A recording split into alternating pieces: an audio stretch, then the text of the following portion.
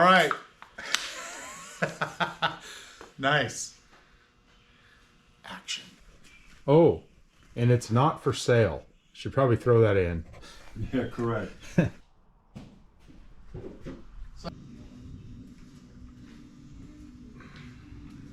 New.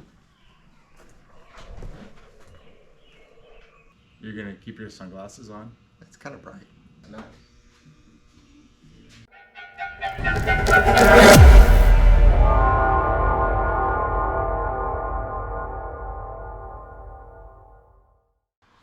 All right, a quick segment. I wanted to mention something. My buddy Brett's car was on this rack for a long time, a few years. 7-ish. So, and it was here on the rack when Ed Iskandarian stopped by for a visit.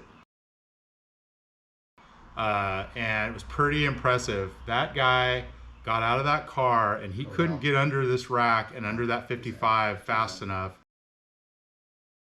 to ask a bunch of questions. And I think then he was in his mid 90s, right? So the car culture and the interest in cars is real, and old Ed still had it. He was super interested in that 55. He had a bunch of questions.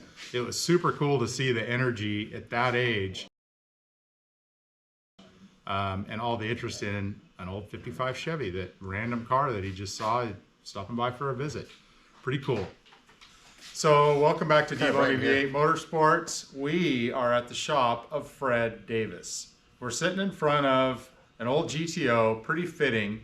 This was the shop you'd go hang out in. We got more than just Fred. We got Scott and Brett you've seen on the channel and their cars. Maybe I'll insert something there. Okay. Anyway, so we're gonna talk to Fred. We got to hear some stories. This place is pretty special. I've been coming up here since 1978. This was the shop where you'd go to work on your car, your dirt bike, your bicycle, whatever. Fred's pretty handy. He's got a lot of stuff around here. We're not going to show it all, but we're going to showcase a few things. I prepped him a little bit. We're going to focus on a few stories. We don't have enough battery or car memory cards or enough time to hear all the stories. So we're going to try to narrow down some of the stories. And there's one, I'll show you a picture on the wall here in a second, but tell us about your 47 Chevy. When did you get that 47 Chevy? What did that have under the hood? I got that car in probably about 1964 or 5, whatever it was. And I put a 283 in it. Back then, that many years ago, it was pretty hard to get a 327. They were fairly new.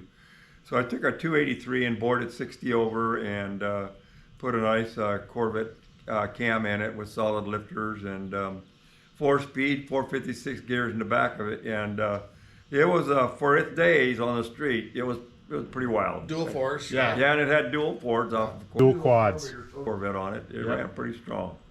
Had a lot of fun in that car. I had nice fender well headers all built for it and everything else. And I had a lot of fun in that car. The streets of San Diego. Yes, in San Diego, yes. Yep. So mid 60s, dual quads, and you had 456 gears running around on the street.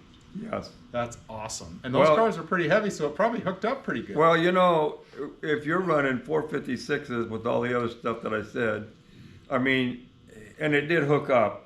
Street light to street light, you know, you're going all through 4 gears in that short of time. Yeah. And it'll jump. But I imagine if I had to race somebody for 2 or 3 blocks, I'd have been in trouble. Yeah. But that's not what we did back then. It was light to light. Right. So that was fun. And Fred's known to be pretty good with the gear shift. So he can get through the gears. I've seen it. So, and there's actually stories you had. I mean, I know you've had a million cars, but you had an old GTO, and that had a stick in it as well, right? Yes. The red one. Yes. And Yeah. so was this one. Yeah. So pretty Yeah. good with the shifter. Yeah. So the other one, and I don't know if we'll be able to get any photos of this, but we're going to do a walk around of the real thing. Again, there's just too many stories, but that 47 Chevy and the stories of that thing were legendary, because that car, even to this day, that'd be pretty badass. It would be a fun car to have right now. Yeah. But in high school, Fred came across a 63 split window Corvette. When you were in high school, not Dad. Sorry, when I was in high school, Right. when we were in high school. You were in junior high. Anyway, a 63 split window Corvette. How much did you pay for that Corvette? Well, I'll tell you a little story on that. I had a 250 6-cylinder and a 55 Chevy pickup, and I put it in the paper to sell. And an older gentleman came up. I say older, he wasn't as old as I am now, but then he was an older gentleman. Came up and was looking at that and wanted to buy that motor. And he saw a couple of Corvette pieces laying around my shop, and he asked me, you know, what kind of Corvette stuff do you have? And I said, well, I don't have anything but those valve covers, and I got a differential underneath the 26T that's as Corvette, and that's about all I got. And he said his son had 2 Corvettes. He said he had a 65 Roadster and he had a 63 Coupe. And I said, really? And he goes, we got talking back and forth. I told him, I said, the 327 that I'm putting in the truck is out of a 63 Corvette. He goes, man, my son would love to buy that. And I go, it's not for sale. He goes, he might sell that car. So we talked back and forth, and I got all of the information and put it in my wallet. I pretty much had forgotten about it. My wife, about 2 weeks later, says, are we gonna go look at that Corvette? And I'm thinking, which Corvette? That's 63. And I said, well, yeah, let's go look at that. And I had looked at a lot of Corvettes. I thought the body was gonna be over here and the windows were gonna be over there and the wiring is over here, because that's the way most of them were when they set that long. But I went down into Donald is where it was at and looked at it, and it was just unbelievable. I stepped in the back of a barn, way out on the back of a farm, and I looked at this thing and I'm going like, the guy that owned it wasn't home, it was his brother showing me the car. And so I says, when your brother comes home, I want to know. So I went down there talking to him, and this has been 35 years ago? 44 no. years ago. Huh? Yeah. 44 years ago. 44 years Brett ago. said 84. No. Well, I think I It looked was at like the... 80. Oh. Okay. Anyway, it was a long time ago. It was 80 or 82. Wasn't So it? anyway, I looked at the car. When his brother got home, I went down there and I talked to him. We talked back and forth. I was trying to figure out how much I was going to get it for. It had been bumped in the front in 1968. So the car was what? It was a 63 car bumped in 68, and it hadn't been back on the road. It hadn't been back on the road, but the motor was gone out of it. Transmission was still in it. And the front end they tried to put on it wasn't very good. So we talked back and forth, and I ended up buying it for $4,600. Was it that much? I thought it was less than that. 46 is what I Okay. paid for it, and brought it home, and then found the engine it was supposed to have, and put a different front end on it that I was supposed to have. And believe it or not, I really haven't driven that car. I drove it once, and it still has 50,000 miles on it. And the interior in that car is still just like brand new, and it's never been changed. Yeah. So it's a pretty nice car. We'll go take a look at it. We'll do a walk around and show it to you. I'm sure it's dusty or whatever. It's sitting in the garage, but pretty legendary. 63 split window. We can maybe get a good family feud going here. Brett, you said it was 84 when you bought that? I Scott think thinks it's it more was like earlier. 80. I think it's You more drove like out there 80. and Well, you know what? 57. We can have these two guys I argue all drove- day long, and then when they're done, Okay, I'm coming in the picture here. so these two guys can argue. Listen. And when they're all done, I'll go down there and pull the receipt out that has the date on it. There you It go. was, I guarantee you it was not 82 because I had my 57 two-door hardtop. Right, that's Dave and how I followed you out to Donald, Oregon to go get it. Yeah, that's how I I remember. had that in 84. I thought I Yeah. was Okay. younger than- Wish thought I had was that younger car than now, but I don't. Yeah. Yeah. So at this point, that thing's painted. It could run and drive. It has really old It does. really old suspension and fuel lines and stuff like that, but it's a complete car. So we'll show you a good view of that. The other thing, so let's talk about this a little bit if you don't mind. This won't be too long of a video. We got time. But I'll pan around and show some of the people that have been to this shop, and maybe if you don't mind, talk a little bit about what you've done at Clackamas Community College, or what you do, what you've done there. But rattle off some of the people who have been to this shop, because it's pretty legendary. Yeah. I've been very fortunate throughout my retirement years. Some of the people that I've met and got to know them pretty well is pretty incredible, and it had a lot to do with when we were drag racing and also through the school. and people that I've had come up to the school to do different seminars and stuff like that. But I feel very fortunate that some of the people that I've met. Yeah, so I'll go through them really quick. Gene Winfield. I had them all working yesterday. Said to go down and put the thing on. Here's a brass knuck. Again, legend. Ron Covell, and I got to sit in on the class he did. Took a flat piece of metal and a hammer and a bean bag, and he made a hood scoop out of it. It was incredible.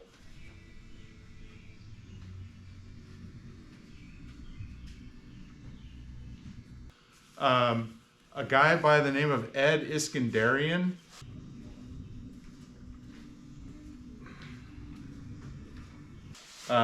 Pretty legendary. Jungle Pam Hardy, we know her very well and love her. She's on the wall there as well.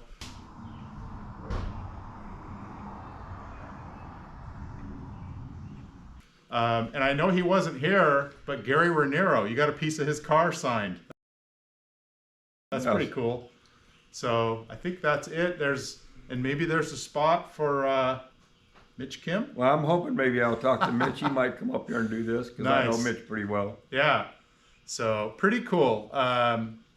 So we'll go do a walk around on the Corvette, but what else do we want to talk about? Anything? Fred's had a lot of cars. There's a lot of cool stuff here. We can't show it all. It'd take forever. But you name it. Corvettes. You haven't really had any drag cars. Now, you've had some cars you could race. And you've got some great stories from Bakersfield and the Hells Angels. Okay, we got to hear that one. Tell the Hells Angels story. Well, you know, Mustard. many years ago when I was still in California, we used to go to Bakersfield every year for the smokers meet up there. And me and about 2 or 3 of my buddies got in a pickup truck and we went up there for the weekend. And back then you could just pull into the parking lot and throw your sleeping bag out on the ground, and that's where you was at. You had your little camp stove in the back and whatever else you needed with you. And we were there, and we pulled the table out and got the little camp stove out. And one of my friends looked down across the parking lot and he says, "Oh no, look at all those Hells Angels down there." And I said, "Oh yeah." He said, "They're coming this way. They look like they're coming straight over here where we're at." And I go, "Don't worry about it. I'll take care of it. Don't worry about it." And they come driving right up and stop right at our truck.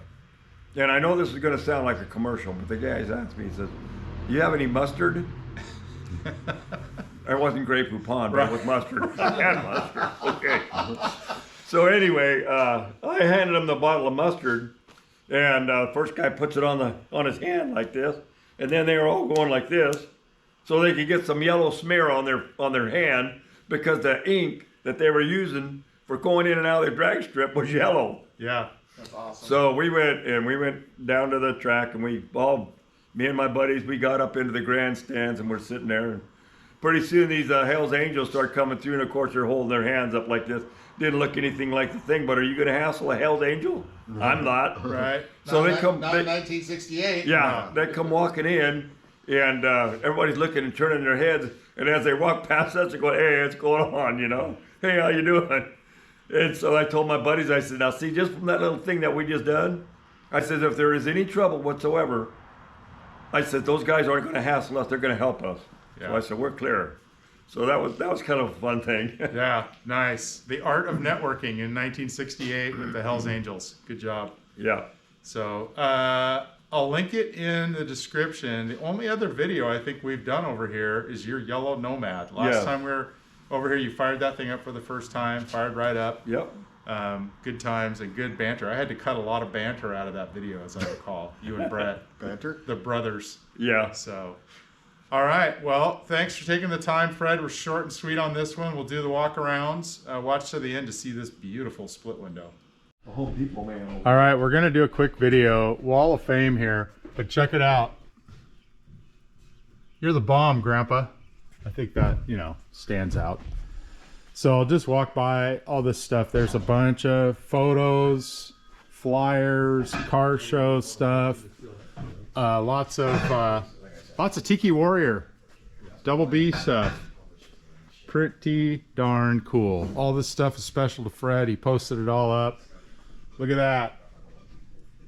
Bob Bainey. We miss you.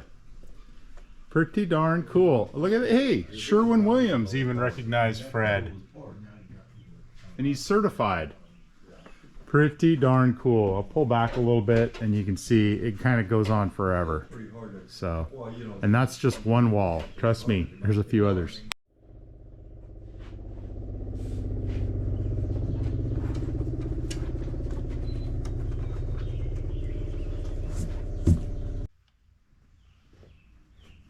Very nice. Quick shot from the other side.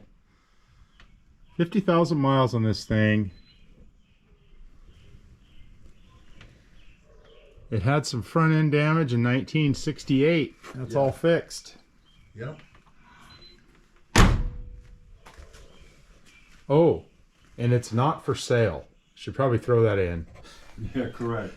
Just showing you one of the hot rods. That's And not- there's that Nomad from the last video.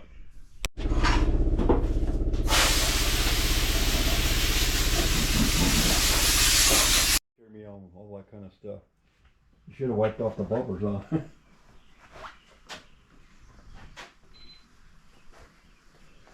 Quick shot of the interior. Original. All original. Seats and all. 4-speed, 6,500 RPM redline. Crazy. 340. I'm sorry. 340 horse. Yeah, there you go. That sounds better. 340. I'm backwards. Yep. 340.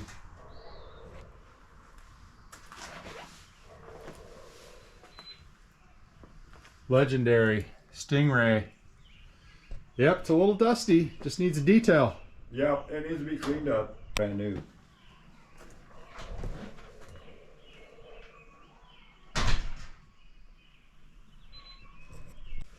Oh, and it's not for sale. Should probably throw that in. Yeah, correct. And that's a wrap. Peace. And we're out. All right, sounds good.